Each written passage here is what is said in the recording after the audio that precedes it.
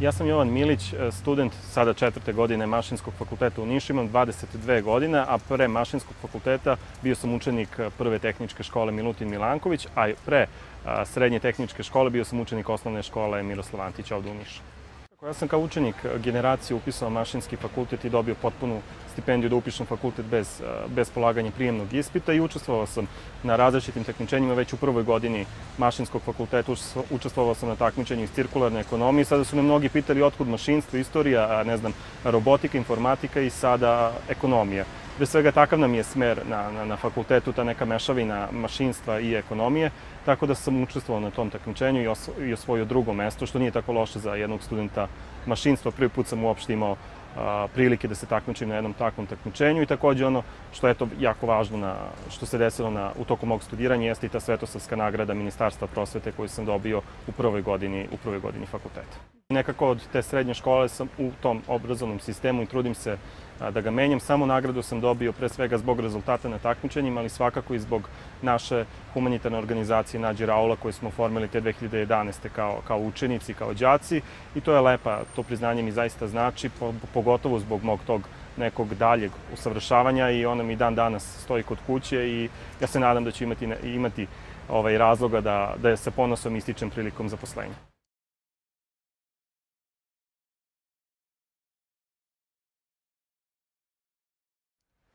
Pre svega zato što su u mojoj porodici svi robotičari i mašinci, to mi je nekako usađeno da to volim, ali pre svega robotika jeste budućnost. Ja se nadam da će biti budućnost i Srbije kao što je i sveta, sve je robotizovano.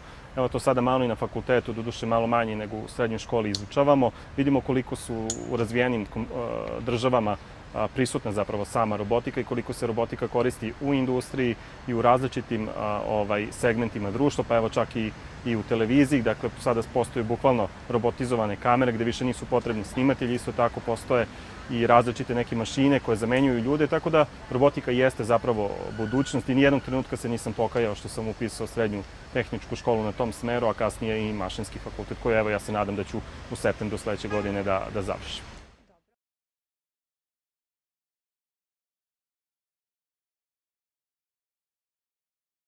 Svakako robotika, informatika i mašinstvo su me najviše zanimali u srednjoj školi. Prvo što sam uradio u srednjoj školi jeste bilo osnivanje učeničke kompanije za proizvodnju i distribuciju bumeranga, gde sam sa svojim drugarima osnovao to učeničko preduzeće gde smo pravili različite bumerange. Međutim, mi nismo želeli da pravimo klasične bumerange, već bumerange u različitim oblicima, u obliku kengura, papagaja, slepog miša i zapravo taj neki deo učeničkog obrazovanja gde smo mi morali da računamo pod kojim uglom će bumerang da se vrati, gde ih pravimo na školskoj CNC mašini, jeste zapravo deo mog obrazovanja na koji sam najponosniji, a samim tim mi smo se takmičili na različitim takmičenjima iz učeničkog preduzetništva gde smo osvajali uvek jedno od prva 3 mesta. Svakako najponosniji i najbolji rezultat za nas jeste bilo 3. mesto na nacionalnom takmičenju učeničke kompanije te 2012. godine kada sam bio đak prve godine srednje škole, a odmah nakon toga su usledili neke druge van nastavne aktivnosti kao što su takmičenja na kojima sam učestvovao. Prvo takmičenje na kome sam učestvovao kao srednjoškolac bilo je takmičenje iz istorije, opštinsko takmičenje i sećam se da je bilo ovde u gimnaziji da sam bio jedini učenik tehničke škole koji se takmičio na tom takmičenju. Ostvario sam dobar rezultat, a već nakon toga sam krenuo da učestvujem na nekim malo ozbiljnim takmičenjima kao što je takmičenje iz robotike gde sam osvojio prvo mesto, takmičenje iz informatike gde sam osvojio takođe prvo mesto, onda su tu bila različita takmičenja koja su se ticala, kreiranja različitih web sajtova, zatim recitatorska takmičenja i neka druga mašinska takmičenja za moj struku.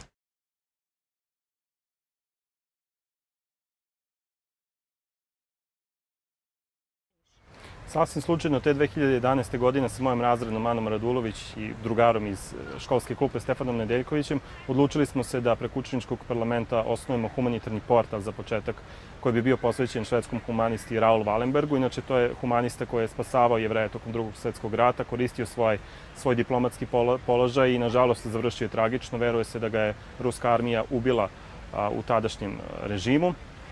Prosto mi smo se odlučili da tako pomažemo svojim drugarima slabijeg materijalnog stanja, kupovali smo mesečne kartice deci slabijeg materijalnog stanja, posećivali različite ustanove kao što je ustanova Mara, ustanova Kulina kod Aleksinca i vremenom je ta organizacija prerasla te naše školske okvire i od maja meseca smo zvanično registrovana humanitarna organizacija, što je dodatno zakomplikovalo sam postupak rada jedne organizacije, zato što sada moramo imati brdo papira i da recimo kada nam god neki Nišlije donira garderobu, mi dajemo priznanicu tom Nišliji koja je pečatirana, tako da je to taj deo na koji sam svakako ponosan i mi to radimo.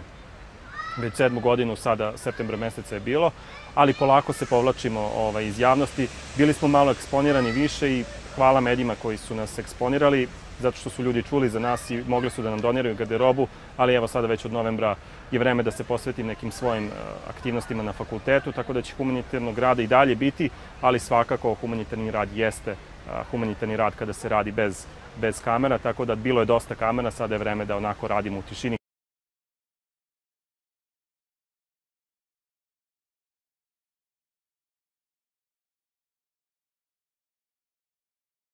Pa to se stalno dešava, kada god obiđemo neku porodicu koja živi u jako lošim uslovima i kada su ta deca nasmejana i vedri, kada su zahvalna, tada znam da sam na pravom putu. Nažalost, bilo je različitih reakcija ljudi, recimo, čak sam najponosniji na to kada smo jednoj ženi našli posao u jednoj kuhinji ovde da radi, ona se zaposlila, prestala je da bude korisnica državne socijalne pomoći, tako da su to te neke naše male pobede koje me čine ponosnim, ali svakako jako je teško baviti se humanitarnim radom i vrlo često ljudi ne razumeju kada im kažemo da nismo u prilici da im pomognemo. Prosto mi radimo posao studentski, radimo na osnovu dobrih ljudi koji nam doniraju garderobu i ljudi moraju da znaju da mi nemamo velike resurse, da ja svu tu garderobu držim u svojoj sobi koja je postala magacin, ali svakako ima pozitivnih reakcija ljudi i reakcije na koje sam ponosan.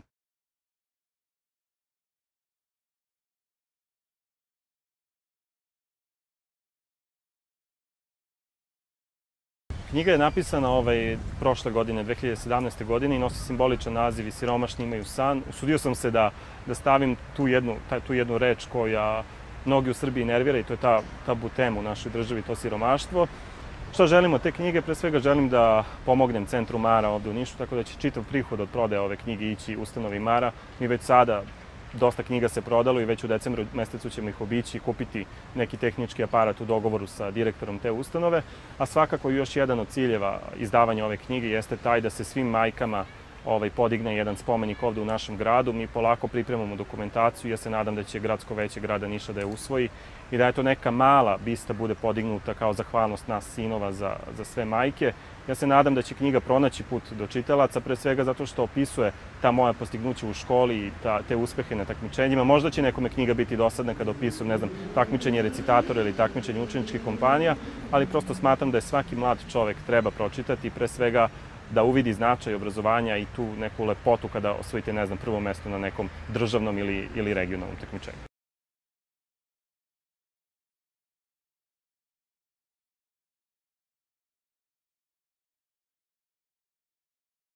Pre svega da diplomiram sa 10 u indeksu, a nakon toga ja se nadam da ću uspeti da upišem univerzitet u Kanadi, da upišem taj master, ali kasnije se nadam da ću se vratiti ovde i da će biti prilike da primenim to znanje koje sam tamo stekao, ali prosto želim da vidim kako je tamo i da uporedim ta dva obrazovna sistema Srbije i u ovom slučaju Kanade, ali polako prvo da dobijem punu stipendiju, zato što ukoliko ne dobijem stipendiju svakako mogu samo sanjati da odem na taj univerzitet, ali moja želja jeste da upišem taj univerzitet, a kasnije da se zaposlim. Ja se nadam da ću moći ovde da pronađem posao u struci, ako ne, verovatno ću morati da napustim Srbiju.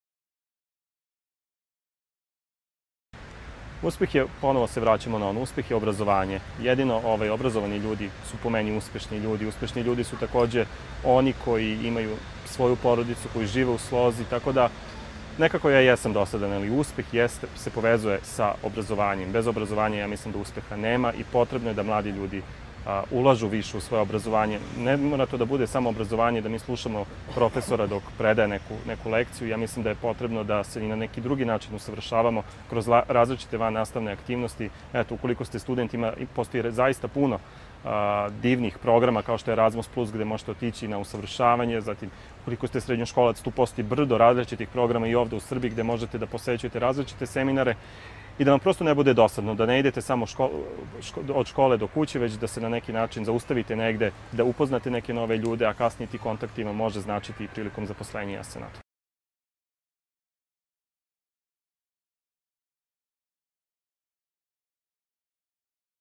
Dobra organizacija vremena pre svega i želja da se nešto promeni u društvu. Tako da to je, mislim, nema tu velike filozofije, potreban je rad i želja da se nešto promeni u ovom slučaju u gradu.